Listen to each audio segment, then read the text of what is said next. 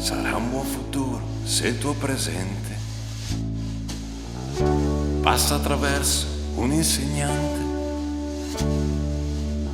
che sia una maestra o un professore, un uomo qualunque o un grande rettore.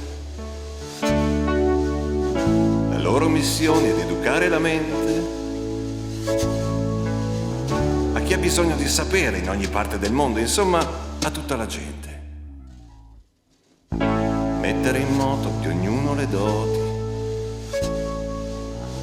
magari di fronte a degli occhi vuoti, dai grandi concetti ai più elementari, rendere facili i temi più vari. Ci sono argomenti chiamati materie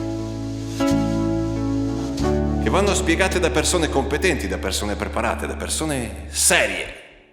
Per diffondere la conoscenza non è mai troppo, non è mai abbastanza, e per ogni domanda che ti ronza serve aiuto, serve l'assistenza.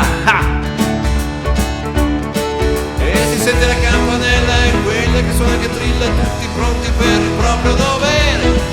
Ma non è soltanto a scuola che si può imparare qualcosa, allora allarga i tuoi confini e vai!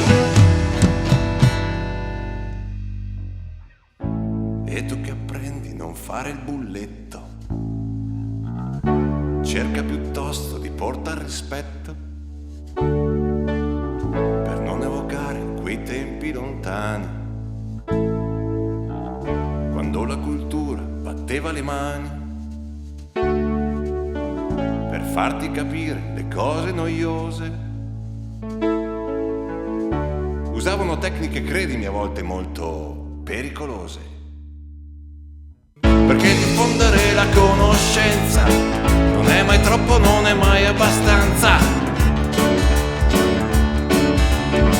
Per buon sapere devi farne la spronza, quello che serve è una buona docenza.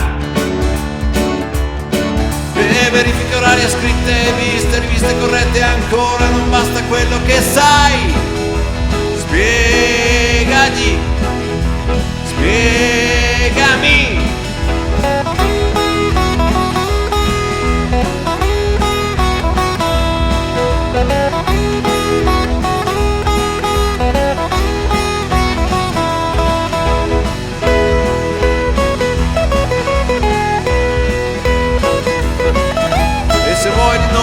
Della scuola dell'istruzione, allora spiegami. E la nuova generazione punta sull'educazione, dunque spiegagli.